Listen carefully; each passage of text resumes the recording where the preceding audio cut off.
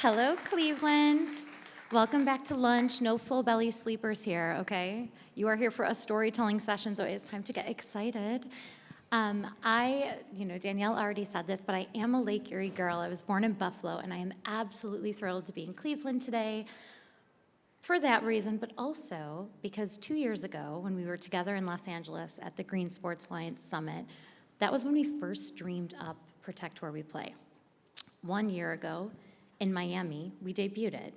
And this year, I'm able to celebrate a year of impact that is thanks to many of you in this room. And I'm looking at Eileen, so give it a little shout, girl. So I'm thrilled to be here. And for those of you that don't know Protect Where We Play, at its core, it is a story that fans can find themselves in. It's a story that's told by the athletes and artists, entertainers, teams, and leagues that they love. And we've spent a lot of time this week talking about resilience, about the institutions and the infrastructure that allows us to recover and rise again. Protect Where We Play is not a story about resilience. It takes us one step further. In this room, resilience is absolutely paramount. It is critical. Raise your hand, myself included, if you have found it a little daunting to be somebody who pushes for more sustainability or to take an action for the planet this year. It's been a tough year, folks. And we absolutely need that resilience that makes us stronger as a cohort to move forward. So sure, resilience as a cohort, critical. But as a people, resilience isn't enough. We need joy. We need shared experiences. We need connection. We need the things that brought us to sports and entertainment in the first place, the things that we love about when we gather and come together. And that is what we're going to talk about today. We're going to talk about the stories that move us as a people, as a collective, and as folks that when we come together can do more than each of us can in this room and build our resilience. And I am absolutely thrilled to be joined by LaChica, a power broker who has moved mountains within major leagues like the NFL and NBA, using storytelling to drive people towards action. And with Alessandra Gherardi, who is a media expert that is talking to and speaking with diverse communities and moving them towards more action and inspiration. So what we're gonna do today is talk a little bit about the secret sauce of stories, and where we're gonna start is really with you, Angela, and we're gonna talk a little bit about breaking through the noise. So if you could tell me a little bit about kind of how do you speak truth to power while you still bring mainstream audiences along with you? Yeah, that's a great question. So my work through the Players Coalition, if anybody watches NFL and you're familiar with their Inspire Change campaign, you see End Racism on the sideline, you see Stop Hate, you see that storytelling. That's all because of the Players Coalition.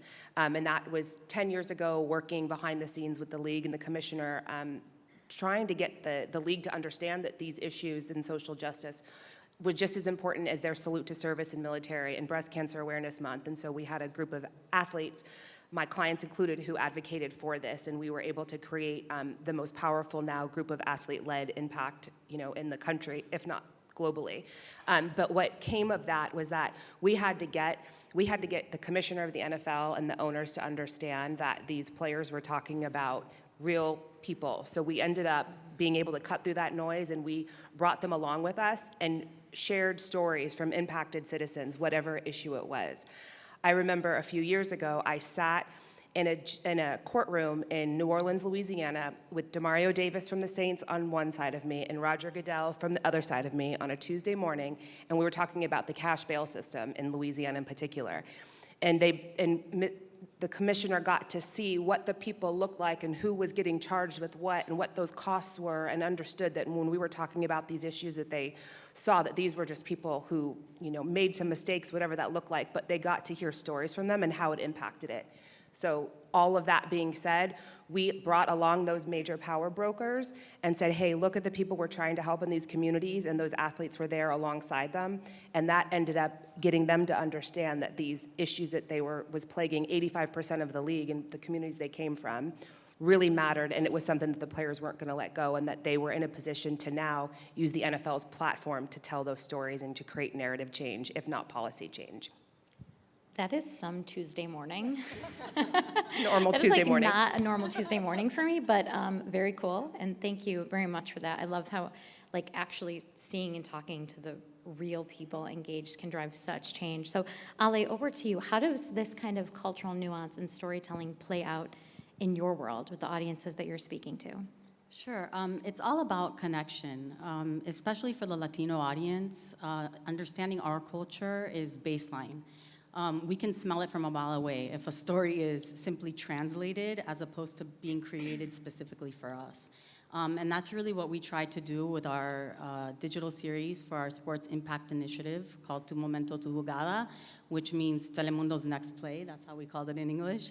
But our series, Más que un Juego, we really wanted to make it about the subject, the story subject, and really focus on their particular story, which made it very powerful because if you focus in on the heart of something and you get to the true emotional truth of it, the story is going to become universal no matter what, and that'll create inspire people to take action and to create change, and that's what's happened with Más que un Juego. So I would say that through the research that we've seen in Telemundo, over and over again, it's shown that people want to see themselves on screen. They want to see themselves, characters that are, overcoming obstacles that they overcome, living, a path that they're living and navigating life the way that they're navigating life. So it's really about staying authentic. That's what I think. Yes, absolutely. And I want to go a little bit deeper on that with you and think a little bit about, for me, I'm all about what has worked in this first year of Protect Where We Play. And for us, the thing that's been really resonant is the information that we have about these younger generations. So we know that the up-and-coming generations, they have a distinct voice, and their expectations are more than the generations that preceded them, right? They are looking to be part of a solution, not just hear about the problem. They have expectations on the athletes and entertainers that they love to have positions on things in a way that other generations just haven't. So for Protect Where We Play, we've been able to kind of create entry points that remove barriers of entry, specifically for folks that haven't yet taken that first action. And how we do that has been really contributable to the exact data that we have on that generation. So I'm wondering, what's that secret sauce for you with Hispanic audiences? And are you seeing something different in the generations, or is it easier to apply across the board? Well, I think it's interesting that you mentioned research, because we participated in a research with McKinsey, and we found that 87% of Latino leaders in the C-suite played youth sports. So I think that research is a very powerful guide for storytelling. We took that tidbit of research and we turned it into our initiative called Tu Momento, Tu Jugada, because yes, we know that for Latinos, soccer creates emotion. I'm Brazilian, it's in my blood. I can't get away from that. But what's really interesting is that it creates opportunity. So we really wanted to bridge that data point to create, leadership, opportunity, access to sports. And through the storytelling of Más que un Juego, I feel like that's what we've succeeded in. We've been able to tell these stories that are very intimate stories. We've highlighted Laura Biondo, who's a multi-winning freestyle soccer world champion. And actually, at the heart of her story was that beyond her titles, the most important thing for her that she got out of her journey was, learning to truly value herself. And that's universal. That's something that we can all relate to, right? So, the World Cup is a moment, but these stories are going to resonate way beyond this moment. And I think that it's important to think about, the lasting effect of the stories that you're telling as you're telling them. Okay, I want to ask you that same question too. What's the secret sauce in your experience with the Players Coalition? What's really working? The secret sauce is that it is player-led. Our organization has been able to pass 31 pieces of legislation across the country in the 10 years that we've been around. Thank you. Awesome. Whether it's restoring citizens' voting rights, whether it's diverting funds from the prison system into the public education system. So doors fly open when if you're on Capitol Hill, the doors will fly open for an athlete. We're able to get meetings that grassroots advocacy organizations spend years trying to get. But at the end of the day, everyone's a fan. Everyone's a sports fan. And so we have been so fortunate not only to have athletes who are willing to use their platform, but they're very intentional about it. I recognize the power that I carry. I recognize and don't take lightly by the time I send an athlete something, whether it's a call to action, whether it's social media, it's an invite to something, that their trust that it's been thoroughly vetted by subject matter experts, by data. A lot of times it's issues that are close to their home or important to them. So when they go into these rooms with elected officials, or they're testifying on Capitol Hill, or they're writing op-eds, they have done hours and hours of research and questions and private meetings before it ever gets to the public-facing process. So no entity has been able to pass that many pieces of legislation across the 4 pillars, particularly with athletes. And I always, internally we always talk about that we've been so busy doing the work that we forgot to talk about the work. So we're actually in a position now where it's like we have enough credibility, we have enough wins under our belt. How do we now let that next generation plug in, and how do we change and meet them where they're at, because their issues are different than they were 10 years ago. 10 years ago, we were focusing on, prosecutor accountability and criminal justice system. And now these young guys, they're like mental health, access to play. Their issues are different, but they all level up to the same pillars that the Players Coalition is focused on. And with the NFL's support, the NFL, I was behind the scenes on the lead negotiation for the NFL's $89 million commitment to social justice. And so we've worked hard to show the NFL that these issues still matter, that the players are still showing up. And so it's actually been really exciting to see how this next generation is really leaning in, and they understand the power in their content and their platform better than anyone. I got chills, and I'm going to repeat it because I want to make sure everybody in the room captured it. We've been so busy doing the work that we forgot to talk about the work. And I just got full chills when I heard you say that, because if there was a way to capture what this session is all about and what we hope that the Green Sports Alliance and everybody engaged in here at the summit takes away, is like talking about the work and using these stories to drive that change home is like, I don't know, I want to do snaps, but my hands are full. So thank you very much for that. And also, if it's true, if you've never been on Capitol Hill with a famous person, you have not lived. The things that open up to you, all of a sudden, you're like, oh, this is different than being a regular person.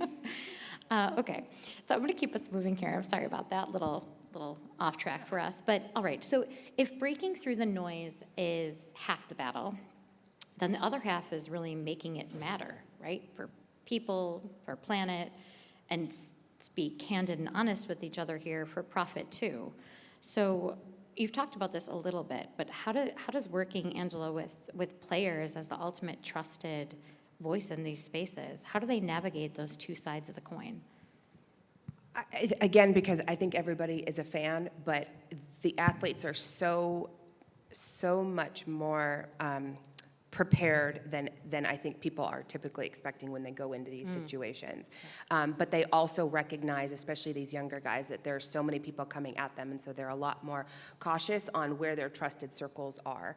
And so we're now in a position where if an athlete is interested in Ocean Conservancy, we're now this trusted group that they know that our team has vetted what's happening, will provide the data, and we'll make sure that we're using their platform in a responsible way.